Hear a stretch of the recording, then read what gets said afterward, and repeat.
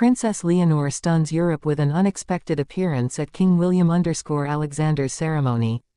They gathered for tradition, expectation, ceremony. Then she appeared, unexpected, unannounced. Princess Leonor stunned Europe. Gentle music underlaid with hushed gasps. They had waited for the day with reverence.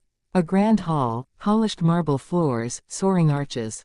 Dignitaries, crowned heads, ambassadors, all eyes trained on one moment. The moment when King Willem Alexander would reaffirm a legacy, unify a people, and project solemn dignity. Yet amid this sea of protocol, something unprecedented unfolded. A young princess, quiet until now, stepped into history. The moment she walked into the hall, she changed the script. Before we understand the shock, we must see the stage as it was set. King Willem Alexander, in his regalia, prepared to deliver his address. The ceremonial protocol, centuries in the making. The hall lined with security, with royals in formal dress, with diplomats whispering in corridors. The press gathered, waiting for photographs, waiting for the known faces to pass by, waiting for the ritual to unfold in the way it always had. In the weeks before, there had been speculation: who would attend, who would stay away, who might quietly slip in or out. Yet in every plan, Princess Leonor, the heir of Spain, had been notably absent from official lists. She had her own schedule, her country to lead, and expectations in her homeland. Inside that hall, portrait after portrait of monarchs past gazed down. Flags of European states, banners of alliance, titles and pedigree everywhere. Every guest understood their role: sit, watch, clap when called, stand when instructed. A ceremony of continuity. The air was tense, expectant. A hush fell as the king prepared to speak. Then, as the silence crested, footsteps echoed, footsteps not expected. Out of the corner of every camera frame, she appeared. First glimpses: a tall silhouette in elegant attire, carrying the bearing of royalty yet exuding a quiet confidence. A hush ripple among the audience. A murmur in the press gallery. "Who is that?" She advanced forward, her presence commanding attention not by announcement but by the dignity of her entrance. Not as a guest, not as a spectator, but as part of the narrative. The logic defied expectations. In every protocol chart, she had no place here. In every media forecast, she would not attend. Yet there she was, in the front row, regal, poised, nearly glowing under the chandeliers. The moment her eyes met those of her cousin, the king, the crowd held its breath. In that silent exchange, recognition, surprise, perhaps something more. How did she get in? Who sanctioned this? Why now? Cameras pivoted. Reporters murmured. Royal aides exchanged glances. The ceremony's rhythm was disrupted, hearts skipped. She seated herself, without fanfare, without formal introduction, and as though nothing were amiss, allowed the ceremony to continue around her. But nothing was, as usual, anymore. To understand why this stunned Europe, we must turn back the clock. A. Leonor's journey. From childhood, Princess Leonor was groomed for duty. Education, public appearances, diplomatic forays. Yet she also carried a private life, friends, personal ambitions, doubts, out of sight of the world. In Spain, her public role so far had been cautious, incremental. She had been seen at national events, at cultural celebrations, but never at a foreign royal ceremony of this magnitude. She had always embodied a bridge, between tradition and modernity, between future and heritage, between expectations and individuality. B. Relationship with the Dutch monarchy. The Spanish and Dutch royal families have ties, historic encounters, diplomatic visits, shared events. But protocols are strict. Cross-attendance at coronations or ceremonies is rare, and always pre-announced, always vetted. No prior arrangement had been public. No whispers leaked. Her sudden appearance implied either a bold initiative or an inside move.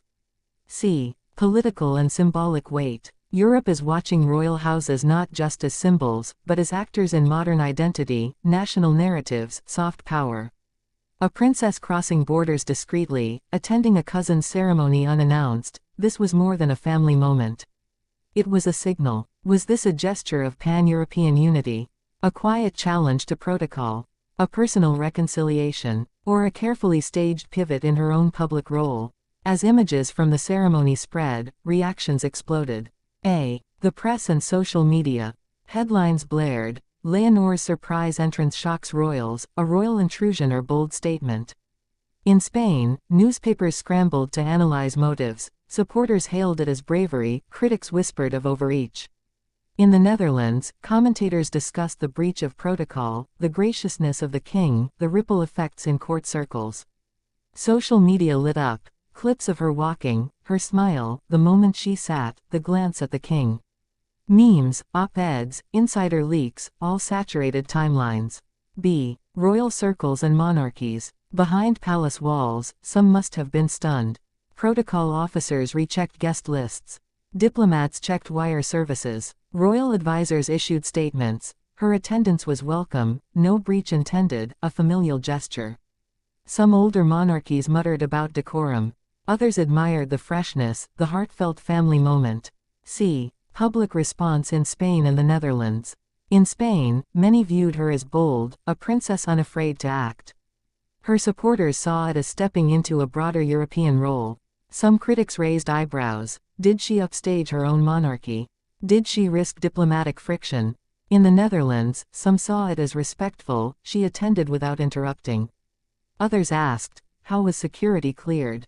Did she receive preferential treatment? Throughout Europe, opinion polls, talk shows, political analysts weighed in. Let us return to the hall, to the ceremony in progress, with Leonor now a silent but powerful presence. King Willem Alexander rose for his address. He spoke of duty, of history, of unity, and of the role of monarchy in a changing world. His voice steady, his gaze sweeping the room. Leonor sat in the audience, perhaps shifted slightly, listening intently.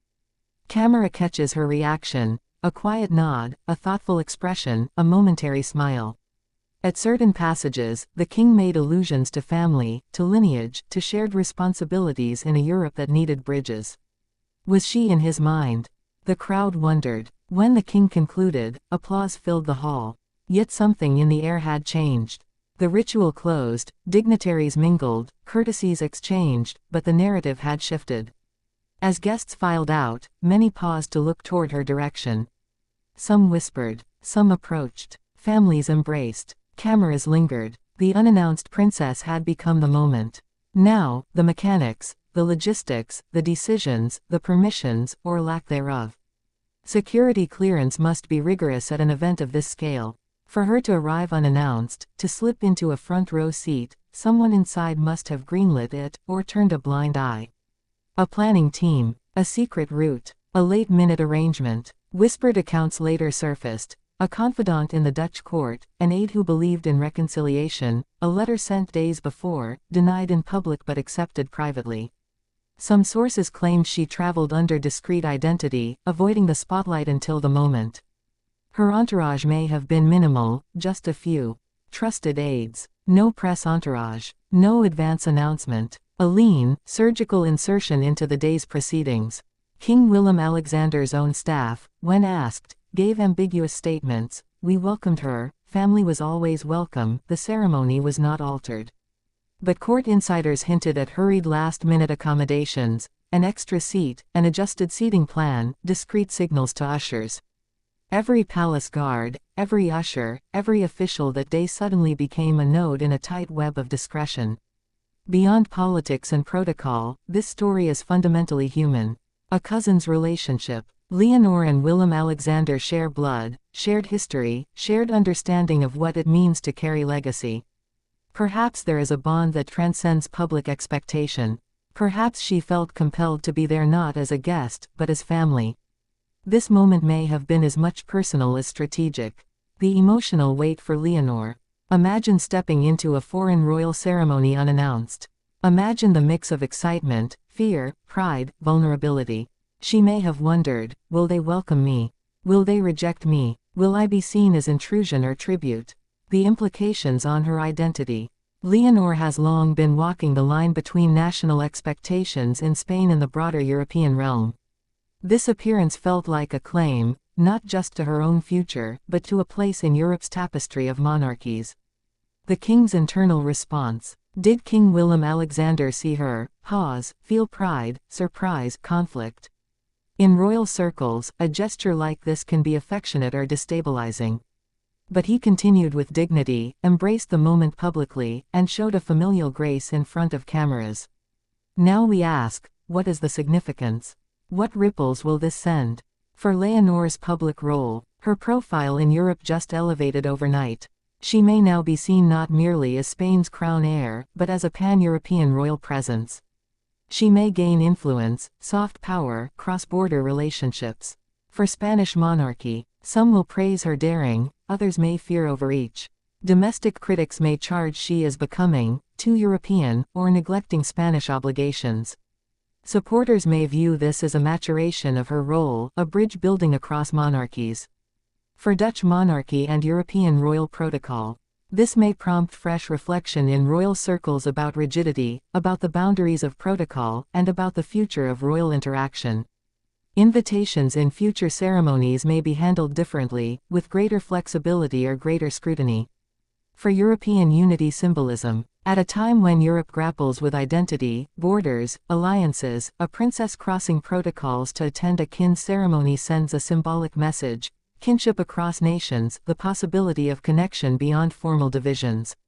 Throughout the narrative, we've teased these questions. How did Leonor manage to attend unannounced? We discovered discreet clearance, insider cooperation, minimal entourage, and last-minute adjustments in seating. What was the king's reaction? Publicly, gracious and composed; privately, likely surprised yet accepting. Did she overshadow the ceremony? Not intentionally, she did not interrupt. But symbolically, she became the moment itself. What will this mean in decades to come? Perhaps a turning point in royal relations, a pivot in her career, a precedent in protocol evolution. With each piece answered, new questions arise, as they should in a story of this kind. In that grand hall, amid tradition and expectation, a princess entered unbidden, and altered the narrative. A gesture as intimate as it was public, as surprising as it was resonant. Princess Leonor stunned Europe, not through confrontation or spectacle, but by the quiet strength of her presence, by choosing to claim that moment. She reminded us that protocol need not suffocate possibility, that family, identity, and courage can break through the most rigid script. And now, as we look forward, we watch. What new roles will she embrace? What new paths will the monarchy open? The hall is quiet now, but the echoes of that entrance will linger for years.